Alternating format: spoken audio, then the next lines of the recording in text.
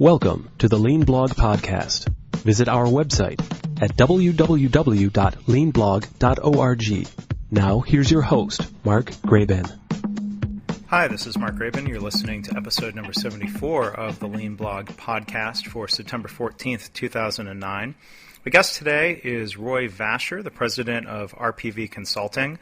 He's also the co-author of the recent book, Toyota Supply Chain Management. And Roy works closely with a network of consultants to provide lean, IT, and supply chain consulting services.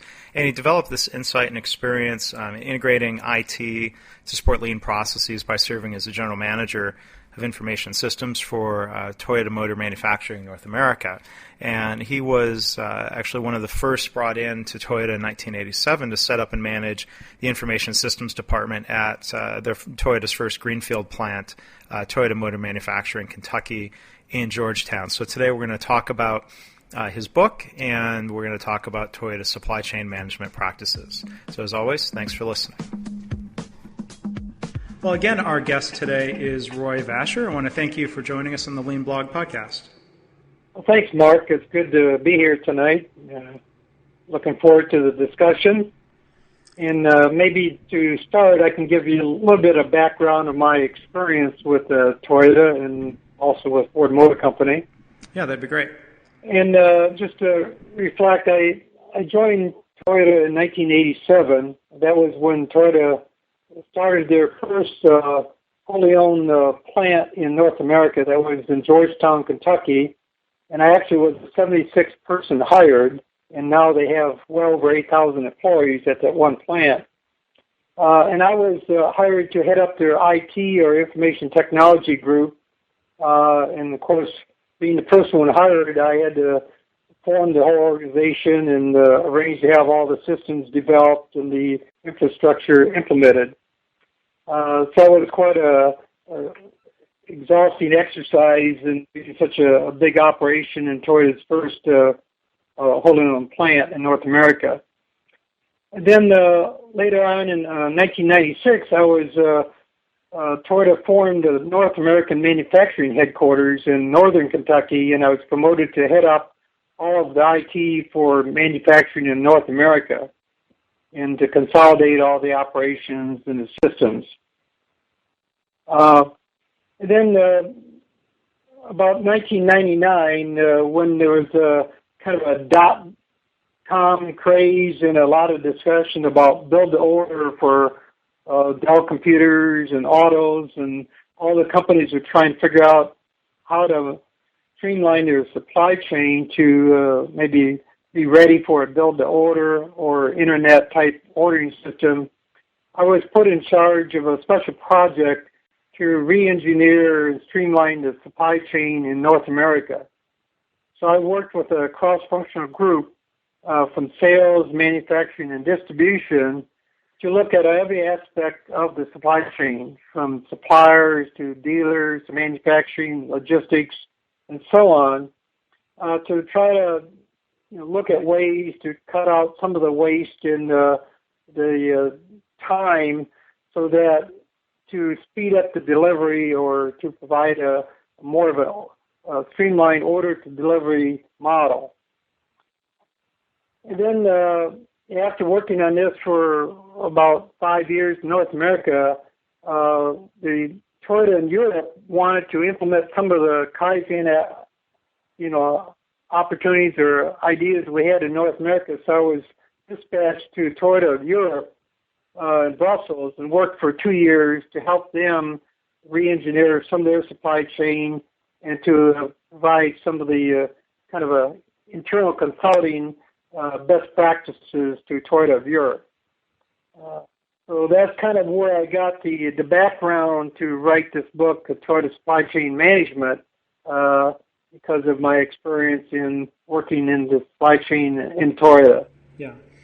So I was wondering if you could comment just real quickly, talk about being the first person in IT. I think a lot of people have a misperception that Toyota is very anti-technology. You hear about Kanban cards, and I think sometimes there's a perception that that Toyota has no information systems. Can you touch on that for a minute?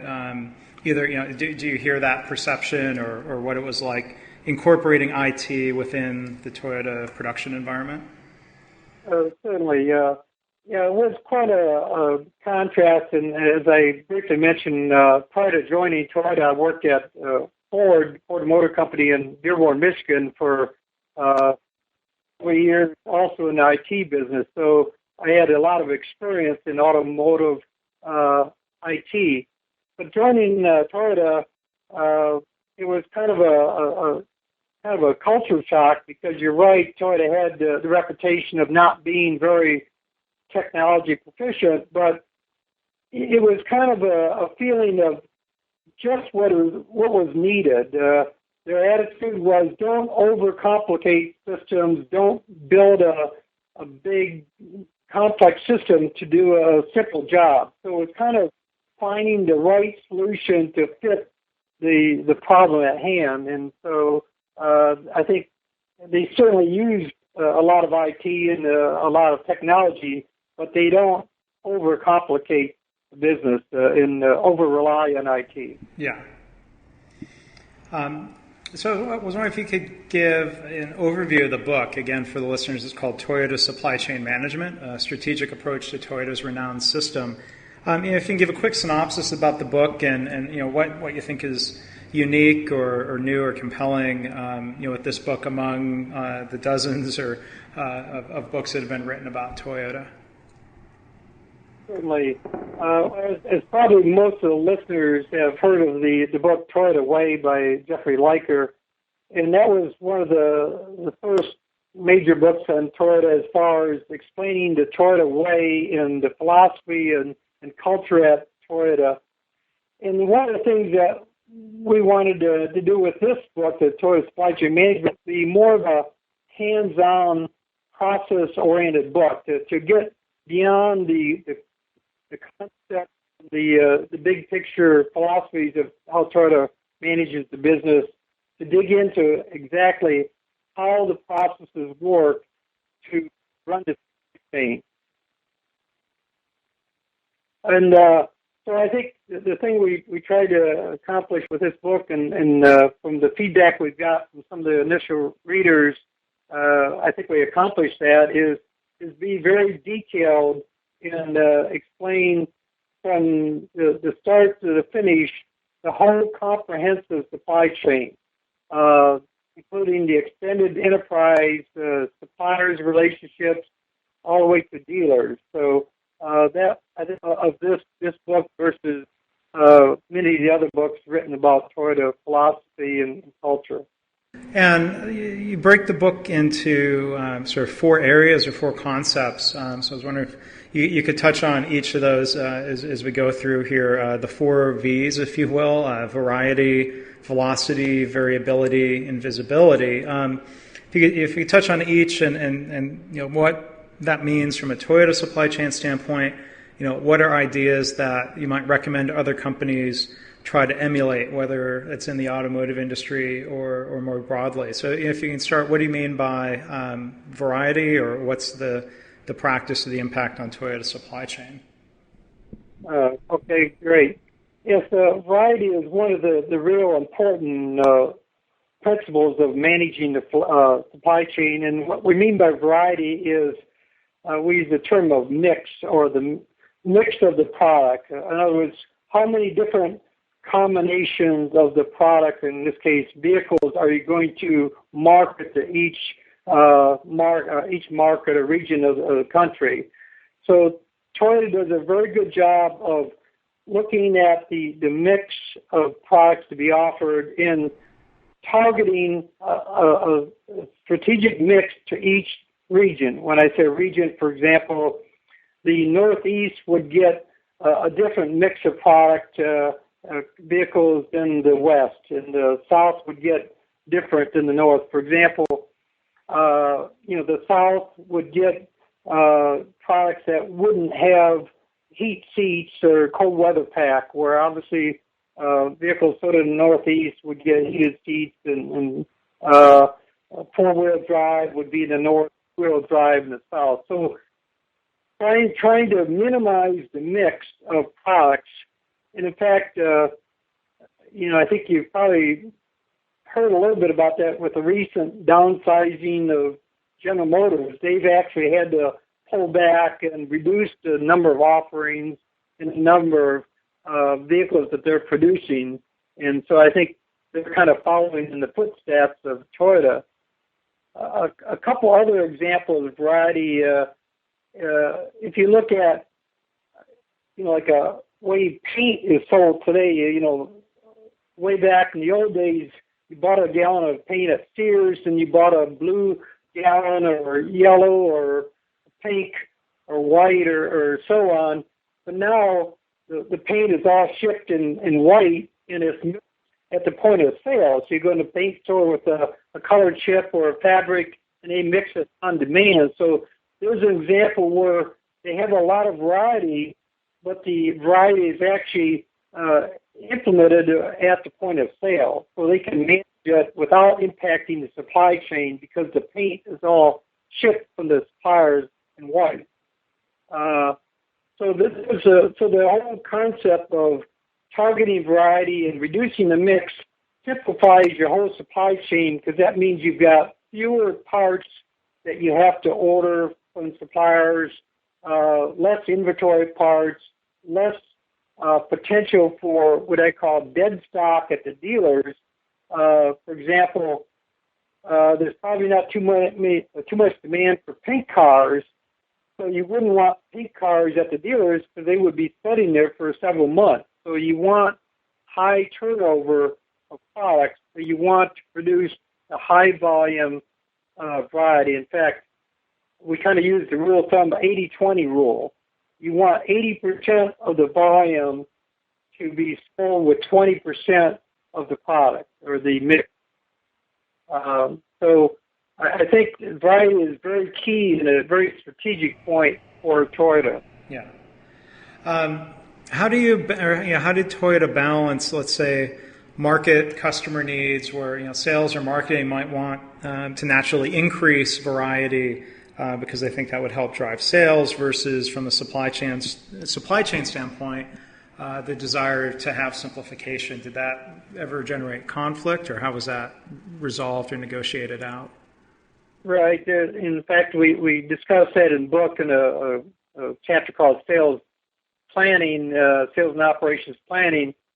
And there's this constant friction between sales wants all this flexibility and variety because they always have, this feeling that they could sell more if they had a leather steering wheel or some other option, where manufacturing at Toyota has a strong, priority to minimize, variety so they can simplify production and simplify the supply chain. So there is a give and take, but the idea is to come up with ways to manage demand.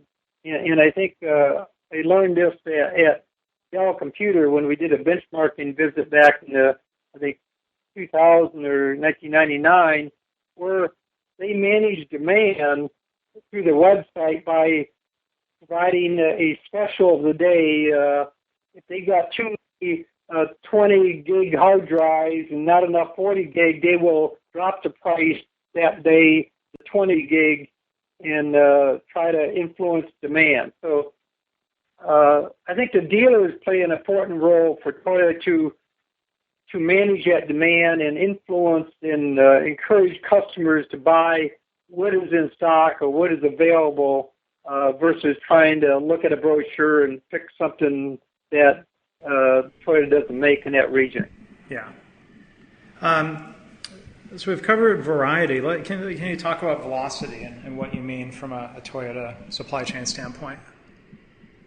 Certainly. Velocity, we mean there is the turn rate or flow of the vehicles or the parts throughout the supply chain. So the idea is you want to minimize stagnation. And one of the things that comes into play here is logistics. At Toyota, inbound logistics and outbound logistics are very important in managing velocity because you want to keep the parts flowing. And so one of the concepts Toyota has is small lots and high frequency. So what they want is to be able to pick up parts from each supplier every day in small lots and keep that flow going. So if they have a change in parts orders, it can be reflected quickly throughout the supply chain. So they introduced a concept called milk routes, where they will organize the suppliers into clusters. So maybe there's a cluster of suppliers in North Carolina, and there'll be one truck or a group of trucks picking up from those suppliers each day, taking the parts to a cross dock, maybe in Knoxville, where the parts are unloaded and then reloaded onto direct lines to each plant. So the parts are picked up for all plants on the milk route and then unloaded at a cross dock and then shipped to the plant in Georgetown or Princeton or Canada. And that allows them to pick up some suppliers every day and keep the velocity flowing. Okay, so we've got variety and velocity. The third point is variability. If you can describe what you mean by variability, how that's different than variety in the Toyota supply chain. Right. Variability is the level of what the production of the parts are produced each day. So Toyota uses a concept called heijunka, which means it's a Japanese term to level. What they do is they take the orders of vehicles for a given period, a month, and they move those, or they create a production schedule that is the same mix of vehicles for each week of the month, for each day of the month, and then eventually each hour of the day. So the idea is that there is a very much of a repeatable process of production as well as the whole supply chain. So this means that there's less inconsistency and less spike to the suppliers as far as the orders. That means the forecasted parts orders is very similar to the actual final order because of the leveling of all the production plans for several days and weeks in advance.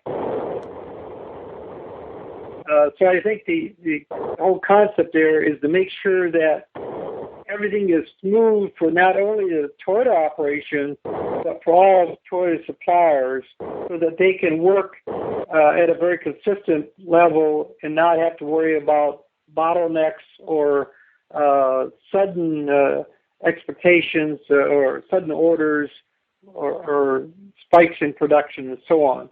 And this whole concept of variability is carried on through the dealers.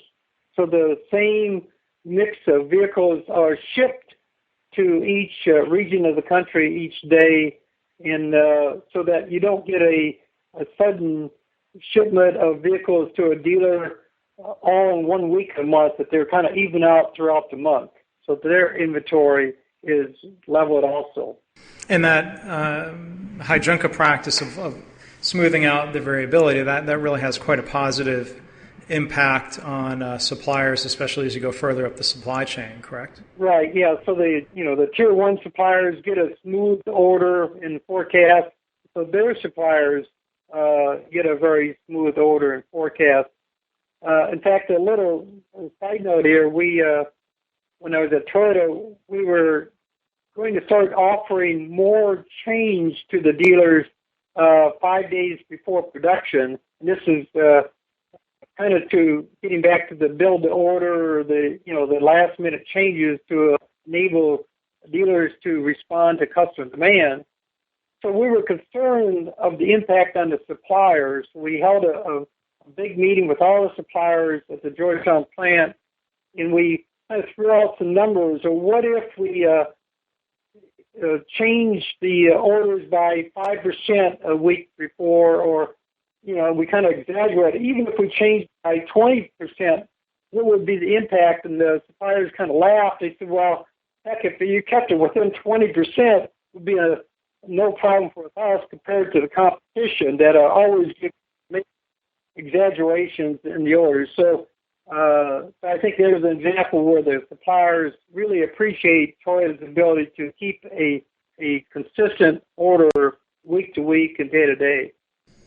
Okay, and the final point is visibility. I know it's a big topic for a lot of companies, wanting visibility into inventory throughout the supply chain. How did that how did that principle get put into practice in Toyota? Well, the Toyota keeps we call it KPIs, or key performance indicators, and a lot of different aspects of the process. Looking at the dealer's inventory, they track inventory, they track aged inventory to make sure they understand what mix of products aren't moving, so that they can adjust their mix in the future. And they also track the time it takes to get orders from the plant, vehicles to plant to the dealers, and they also track suppliers' performance in the area of misshipments or defects and so on. So the idea is to make everything visible so that if there is a problem, that is noticed quickly and the action can be taken. In fact, the suppliers are instructed by Toyota purchasing to not try to hide problems. That don't be embarrassed if you have a problem. Bring it to our attention. We'll work with you to help you out. In fact, one of the purchase managers, Gene Tabor, who's quoted in the book, said he tells his suppliers, even if it's 5 o'clock on Friday afternoon, call me. I'd rather know the problem then so we can work over the weekend to help resolve it, rather than you trying to solve it on your own and then coming in Monday and missing the shipment. So I think that attitude of don't hide problems, make things visible through KPIs, as well as just raising your hand or pulling the hand-on cord, so to speak, whether it's in the plant or throughout the supply chain. Okay, so it's that extension of that philosophy that you hear about within the Toyota factories, and if I hear what you're saying, it's not so much of visibility, simple visibility into how many parts are sitting where, but this idea of a visibility to problems so that you can collaborate and get things solved more quickly. Correct. Well, that's great. Well, I had one more question that actually came from a reader of the blog via Twitter, of all things. Joe Dager had a question. That you worked for Toyota and you write about them. What other companies do you admire or pay attention to from a supply chain management perspective? Well, a couple other companies I've had some exposure to is one is BMW in their plant in South Carolina. I think it's Spartanburg, South Carolina, near Greenville. I was at a seminar there a few years ago, and they were talking about how they tightly control the order sequence. And of course, BMW is kind of the opposite of Toyota as far as controlling mix. BMW and Mercedes, the European brands, tend to offer all kinds of options and all types of variety, and that's kind of their niche. But they do a pretty good job of controlling the order sequence. And in fact, what they do is they fly parts in on a daily basis from Germany to Greenville or Spartanburg plant. So that's kind of a novel idea. Now, I'm sure they don't fly heavy parts in, but probably a lot of the smaller parts that maybe they can order just in time and fly in and be able to respond to the last-minute changes in orders and the complexity in their build schedule. The other company that I've had some exposure to is Nissan, and they also have kind of a lot of ability to change orders at the last minute to the plants, as well as do a lot of we call trade or virtual trades of orders. For example, if a dealer in California is being built a particular car, but someone in Colorado wants the same car, there's ability in the system, and Toyota has this ability also to go in and do what we call virtual trade, of actually swapping those vehicles so that there isn't really any impact on the downstream the supply chain, but the dealer gets the car they wanted in the shortest period of time. So there's a couple examples of innovations in the supply chain management that other companies have introduced. Okay, well, we're running short on time, but I want to thank you, Roy. Again, our guest here was Roy Vasher, author of Toyota Supply Chain Management. I encourage people to go check out the book. Roy, I know it's available on Amazon.com. Do you have any other recommendations as far as resources about the book or how people might get in touch with you? Well, you're right. Amazon is, of course, most of the other websites and bookstores, Barnes and Noble, and so on have it. But if people want to get in touch with me, they can, have my email address. It's r.vasher@insightbb, that's in broadband.com. And I'm sure that'll probably be on your website also. I really appreciate the opportunity to speak to your audience today, and looking forward to any feedback about the book and this discussion. Okay, yeah, and if people have comments, they can also forward them through me in the blog page comments or via email, and I'll make sure they get to Roy. So thanks again. Appreciate your time. Okay, thanks, Mark, and have a good evening. Thanks for listening. This has been the Lean Blog Podcast. For Lean news and commentary updated daily, visit www.leanblog.org. If you have any questions or comments about this podcast, email Mark at leanpodcast@gmail.com.